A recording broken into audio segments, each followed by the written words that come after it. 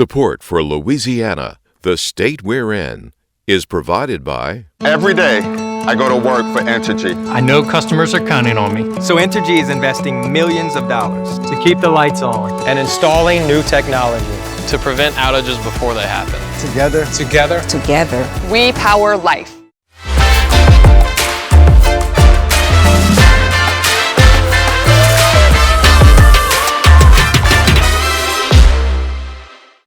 Additional support provided by the Fred B. and Ruth B. Ziegler Foundation and the Ziegler Art Museum located in Jennings City Hall. The museum focuses on emerging Louisiana artists and is an historical and cultural center for Southwest Louisiana. And the Foundation for Excellence in Louisiana Public Broadcasting, with support from viewers like you.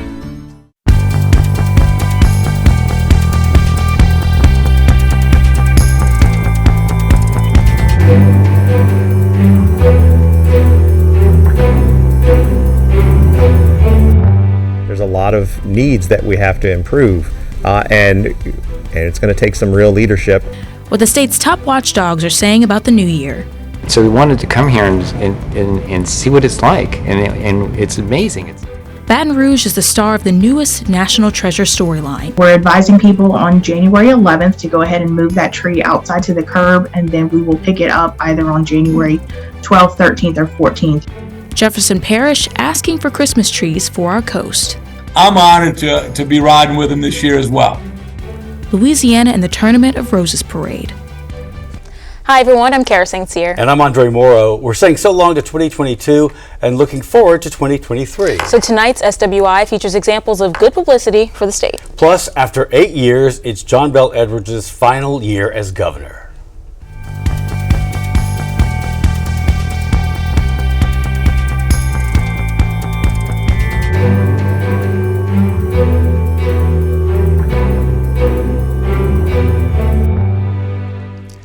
Caution about 2023 is where we begin tonight, for the very reason that the new year will be one of change.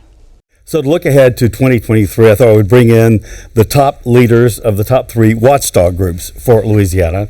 And Stephen Precopio from Public Affairs Research Council, Barry Erwin, Council for Better Louisiana, Jan Moller, Louisiana Budget Project. How do you differentiate what you guys focus on? Let me start with you. If you would just simply say what my mission is. Oh, sure. PAR has been around since 1950 as an independent watchdog state policy research group. I mean, we focus on the big issues: tax reform, budget, accountability, governance, education, a lot of different things. But those are sort of the core issues that we're really trying to do the research on to figure out what's the things that are going to move the state ahead. Okay, for CABL. It's kind of similar in some ways. Actually, our organization's been around. This is our 60th anniversary, and it was kind of founded out of a lot of the same people that started PAR, but a few years later. But we focused on historically major issues like state fiscal policies, governmental ethics, but we have a real big focus on education really at all levels, from early childhood education through workforce and on beyond. Right. And Jan? Well, we're the new kids on the block. We've been around since 2006. We are, like them, we do policy research, we do advocacy. We like to think of ourselves as a think and do tank, and we look at state budget and tax policies primarily and how they affect low and moderate income families. So we do it with a point of view that state policy really should work as much as possible to lift up people with low and moderate incomes. Okay, great. This is just a totally open discussion.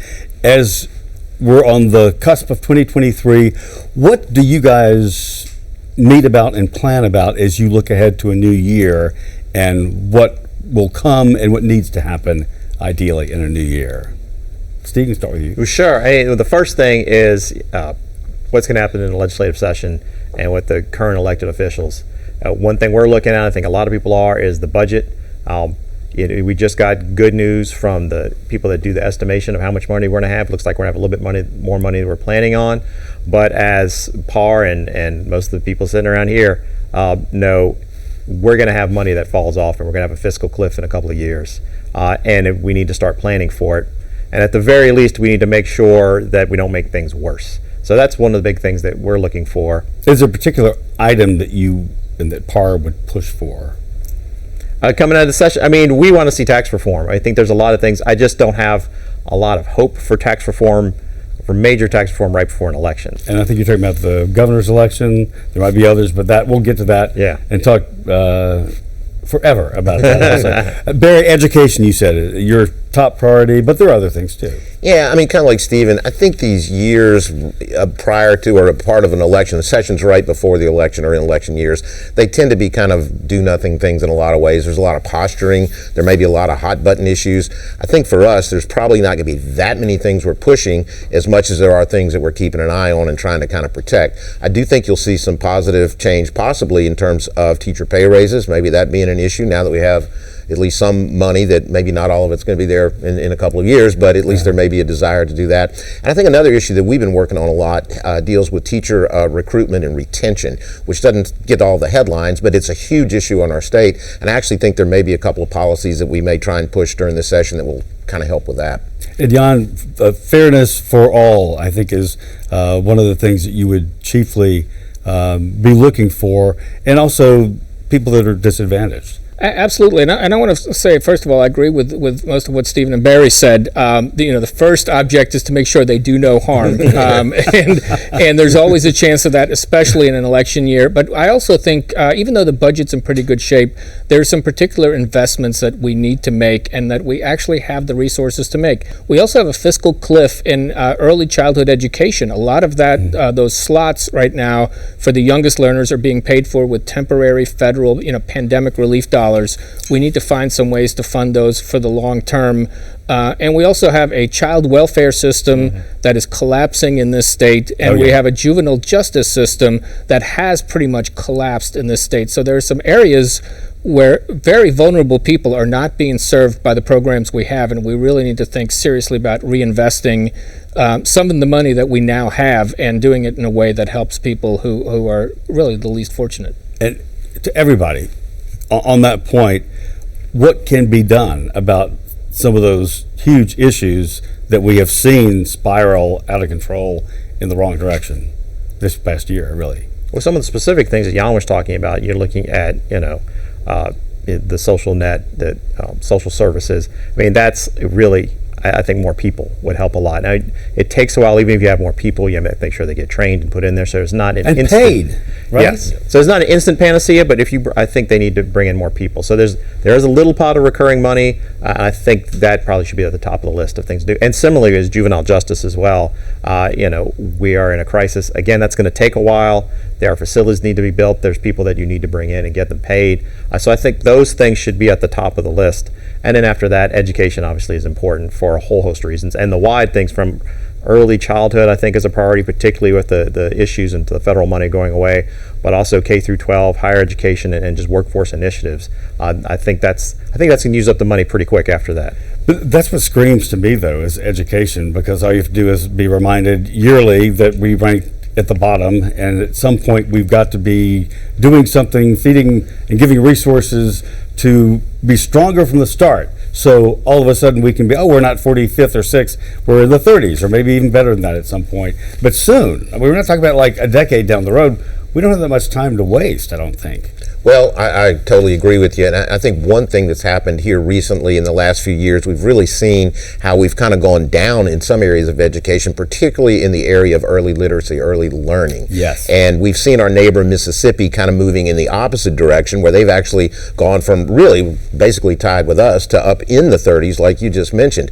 What we have done over the last couple of years is put some policies in place that are very similar to what they've done in Mississippi.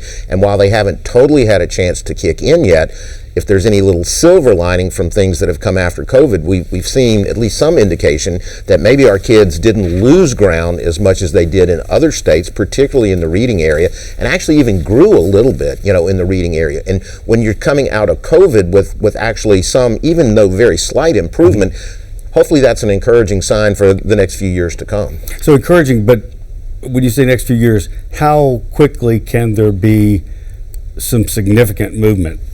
like Mississippi has seen? You can see some quick movement sometimes in rankings in terms of where kids are in third grade, fourth grade, whatever it is with the reading scores or the math scores, whatever it is. Sometimes you can see a turnaround in the rankings. Now that doesn't, it's more generational when you're talking about trying to get to the impacts that it has for kids who are in high school, who are adults, who are out of college, hopefully, or out of high school, hopefully graduating. So, the thing for us is to try and be on the front end of these things. It does take a little time, but if you see some progress, which you can in the short term at those early ages, that's very promising for later on. Okay. The governor's race, which will be happening this year, there'll be a change in governor for the first time after 2 terms, as Governor Edwards is gone into private life or whatever he decides to do. How much of an impact will that make when we shift into all of a sudden a heavy campaigning, and who actually is going to wind up running? Well, I think the governor's race is going to really hang over the legislative session. It is a lame duck session because It's not just a governor we're electing. Every single seat in the House and Senate is on the ballot. So everybody in there, or at least most of them, some of them may be retiring, is thinking about re-election. They're and thinking no one wants to rock the boat, right? Yeah, and so that's why there's going to be, as Stephen alluded to, there's going to be a temptation to want to pass tax cuts and kind of short-term, politically popular things instead of taking the long view. But then, as you said, we're going to have a wide open governor's race. And I think if there's one thing I've learned in around 20 years in this state is that whatever predictions you make a year out are usually wrong. So I don't want to make any predictions. But I do think we'll have a lot of candidates in there. There will be a lot of money spent. My hope for the governor's race is that we really have an issues-based campaign and that the people who run really take the time and honor the voters by going out there and detailing specifically what they want to do if elected. I don't think we had that 4 years ago. I hope we get that this time. Briefly, if there is a big fear in the year ahead, I'll start there and then we'll go better. If there's a big fear, what would that be for you guys? The economy, events overseas, events in China. There's a lot of things that can impact Louisiana's economy. And so I think if right now the budget is in pretty good shape and our finances are in good shape and we have the luxury of thinking about where we want to make investments to move our state forward. But if the economy nosedives and unemployment starts to spike, then we could be having a whole different discussion. I hope we don't do something dumb. I think during election years, you always run that risk. So that's my hope, that we don't do anything dumb. Okay, Steve? Yeah, so it's very similar to the other ones. I would say short-term thinking. Yes. Whether that is tax cuts that are unsustainable or spending increases that are unsustainable or other changes that we just can't sustain and are not moving the needle on what we really need to do. Let's spin to hope. What are you excited about looking ahead this year? With all the change comes possibility. And so I think we have all these needs, whether it's on the fiscal side, on the educational side, on anything that we're dealing with, criminal justice, public safety. There's a lot of needs that we have to improve. And it's going to take some real leadership, but hopefully we'll see that. Let's see if we do it, not just talk about it. Exactly. Right. Anything else? Any other thoughts? I just hope for some new ideas and some fresh thinking that goes into this governor's race and races for the legislature. Okay. I would just say we're on the cusp of a lot of change in Louisiana, in the world really, and a lot of it affects our economy very, very directly. So my hope is that we will kind of seize these moments that we have and actually do something that really turns us and transitions us towards the future instead of keeping our eyes to the other direction. Exactly. Guys, thanks so much. I appreciate it, and Happy New Year to you. Same to you. Thanks, Dave. Thank you.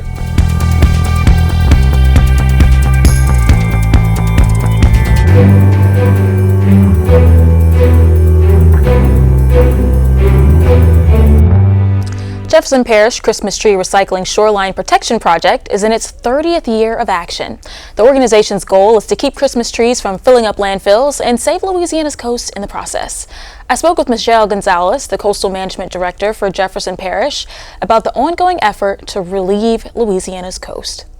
So in Louisiana, we do have an issue with our coast. It seems to be eroding at a very quick rate, and that's been alarming for a lot of environmentalists in the state. And Christmas trees seem to be a way to alleviate that. How so? So the Christmas tree project that we do here in Jefferson Parish has been going for about 33 years now. Actually, this is our 33rd year. We collect recycled Christmas trees. So individuals place their tree at the curb, and we bring them down to the Barataria Basin and the area surrounding Lafitte, and we've created what we call cribs. So it's basically 2x4s that we've put in like a lined up way, and so that the trees can be placed inside of them, and that holds the trees kind of in a long row. Those trees allow the area to, it kind of cuts down on the wave action. So a lot of times on stormy, windy days or just even high tide, you'll have a lot of wave action that erodes the shoreline. And so these trees are helping to cut down that wave action. Another thing that the trees do, and it's really interesting whenever you get out there to see them, they create a habitat for the fish and the crabs. And so you've got a lot of just, fishermen say it's great fishing near our Christmas tree cribs because, you got a lot of small fish and crabs that are kind of creating their habitat in these trees. So not only is it creating a shoreline protection, but it's also kind of giving that habitat creation that's often needed because so much of the area has eroded away. Why Christmas trees? I mean, there are a lot of decorations that people use during the holidays, but why Christmas trees specifically? Yeah, Christmas trees are an interesting thing to use. And one reason is because they're the right kind of material, and they're also easy to get into. They're the right size that we can pick up easily, put them in boats and transport them out. Oftentimes we've had people contact us, especially after like Hurricane Ida, and they had a lot of trees that had fallen in their yards.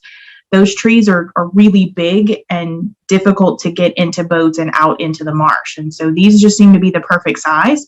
Obviously, we can't have any ornaments on them or tree stands. Can't use any flock trees because we don't want those types of things in the marsh. Yeah, of course, you want to make sure that everything is safe, especially for the animals that are living there. Yeah. So you said that this program has been going on for a while. Has support kind of grown? Are more people bringing in trees, or are you seeing that decline? So there's definitely a decline in the trees that we receive. I think it's just kind of an industry thing. A lot of people are using artificial trees. And last year was probably the smallest amount of trees that we had collected. Again, that was just a few months after Hurricane Ida. So we're really excited about this year. We've been reaching out to actual tree farms, and if they didn't sell all of their trees, some of them are donating them to us. And so we're excited about that those aren't just going to the landfill. And so, that was kind of one of the reasons that the project got started years ago, was just to divert these trees from landfills, the landfill. And so certainly if we can do that at the household by household level, or the trees that maybe didn't get sold, we're excited to do that. We definitely put things out last year after Hurricane Ida, but we've done a lot of repairs to our infrastructure because Hurricane Ida was one of those really big storms that broke a lot of the 2x4s that we had. And so we've repaired some of the area.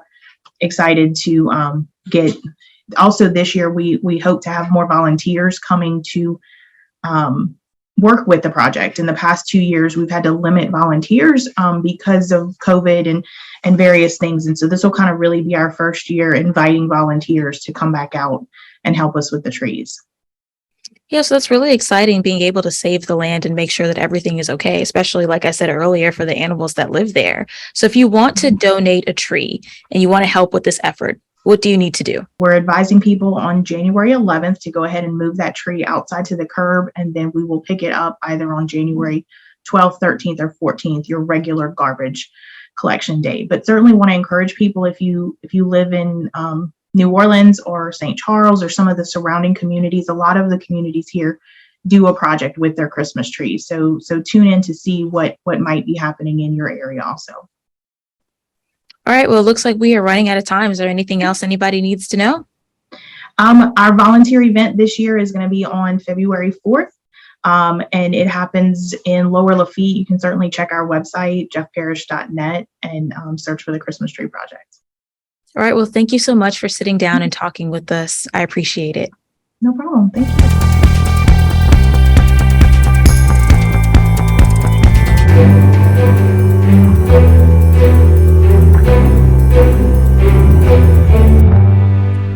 Film film crews were in Baton Rouge all summer to film the new Disney Plus series, National Treasure: Edge of History. We spent some time on the set for a behind-the-scenes look at the film. We interviewed the crew, the writers, and the new star.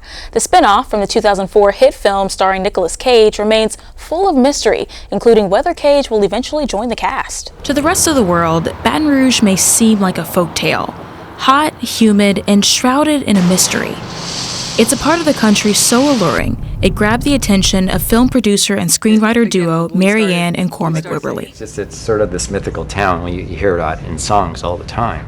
But you never really have seen Baton Rouge. And we hadn't. We hadn't. So we've seen New Orleans, but we hadn't seen it. So we wanted to come here and see what it's like. And it's amazing. It's like a little small town, but it's a capital. Big town, small town. These two carefully crafted the world of National Treasure, starring Nicolas Cage.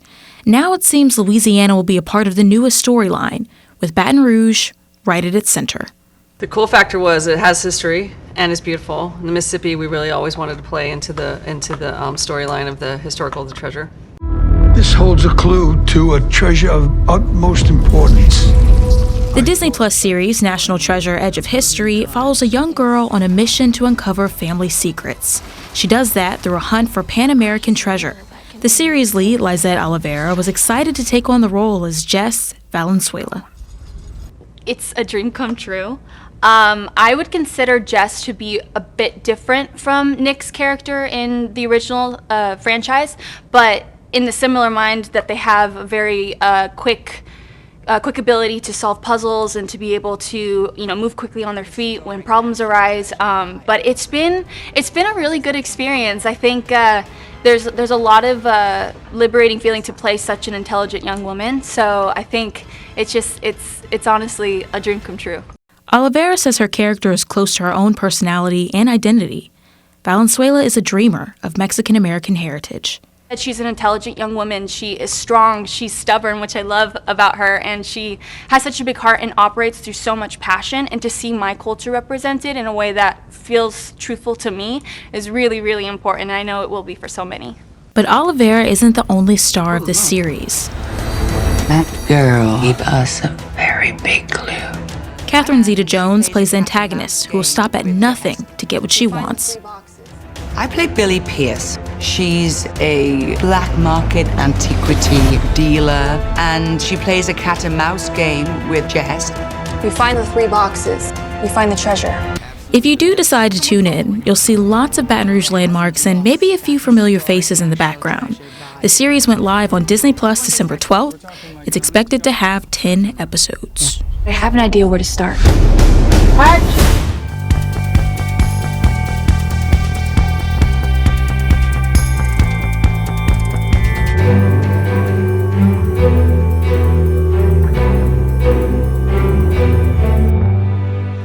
The state's lieutenant governor will be starting off the new year singing the praises of Louisiana to attract more and more tourists.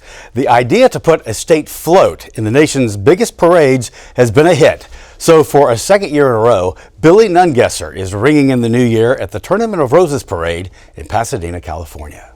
Every year, whether it's Rose or the Macy's, one of our requirements is that they have to have a Louisiana performer.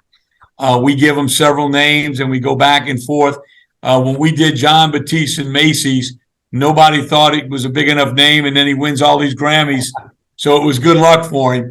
And then this year, we gave him Lainey Wilson. And months later, she gets Best New Country Singer of the Year, Female Vocalist of the Year. So she's become a star overnight. And so we're so excited to have her performing, representing Louisiana. The preparation that goes into this and the planning of it, when was the decision made in the past year to begin this in the Macy's Thanksgiving Parade and in the Tournament of Roses? Yeah, they started right after last year. We started thinking about what could we do to outdo ourselves next year. And I happened to be on the phone that morning with Carla about the Strawberry Fest and how important it was to promote that fest and make it a success coming out of COVID. And when I hung up the phone, I got the idea, what better way to represent all of Louisiana if we pick Fair and Festival Queens from all over. You know, they have to learn so much about the strawberries and their festival and their community to win that pageant. What better ambassador than to have them there doing national, international interviews about the cotton, the peach, the duck fest, all the great things at Louisiana. It makes Louisiana special. So I'm really excited about this year having them really being great ambassadors for our state. Yeah, and of course you'll have Miss Louisiana USA and Miss Louisiana America sort of headlining the pageant queens that are there, the scholarship queens that are there. And I'll tell you a little secret that they asked me, they've never had a lieutenant governor rod, would I be the captain of the riverboat? So I'm honored to be riding with them this year as well. And look, this year, we've got 100 volunteers came out to help decorate this float. It's done with all volunteers. Now, some have been doing it since they were kids. They're in their 80s. They know what they're doing. They tell someone like me, a rookie, put those 8 roses right there. But last year, we put 34,000 roses on that float in 3 days. And every part of the float is a road, a seed, or a flower. Just incredible workmanship goes into these floats. And then we also found a little old lady in Pasadena from New Orleans, true story, that owns a beignet truck. And we rent her for the 3 days. We pull that truck into the den, and everyone has hot beignets from 5 to 9 every morning. And I'll tell you, even the other corporate floats, when they're giving interviews, they got white powder down their shirt, and they got to explain that's Louisiana's beignets. So we far reaching in bringing some Louisiana out to California for the event. Lieutenant Governor, we cannot wait to watch it. Just a couple of days away now on the 2nd. And it'll be a great Happy New Year. And you'll be in charge of it. You'll be driving it, riding it, taking care of it. Yes, I'm excited. Thank you, Billy. We appreciate it. Happy New Year. Happy New Year to you, too. There are large New Year's Eve celebrations all around the state, especially New Orleans and in Baton Rouge. Yeah, these are the free ones. In Baton Rouge, I will host the 10th year of Red Stick Revelry, which takes place downtown. Bands and entertainment. The iconic LED Red Stick will drop at midnight at Town Square. I'm very jealous because I want to go. Well, come. It's a lot of fun. I may be there. I may. And everyone, that's our show for this year. Remember, you can watch anything LPB anytime, wherever you are, with our LPB PBS app. You can catch LPB News and public affairs shows, as well as other Louisiana programs you've come to enjoy over the years. And please like us on Facebook, Twitter, TikTok, and Instagram. For everyone at Louisiana Public Broadcasting, I'm Andre Morrow. Happy New Year. And I'm Kara St.Cyr. Until next time, that's the state we're in.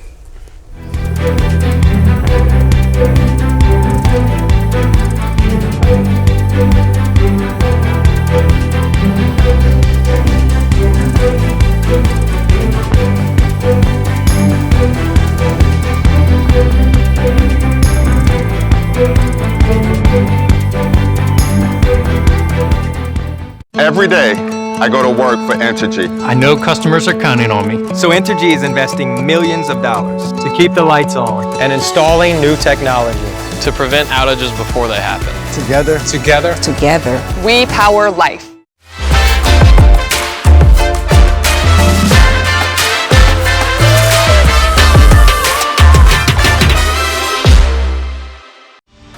Additional support provided by the Fred B. and Ruth B. Ziegler Foundation and the Ziegler Art Museum located in Jennings City Hall.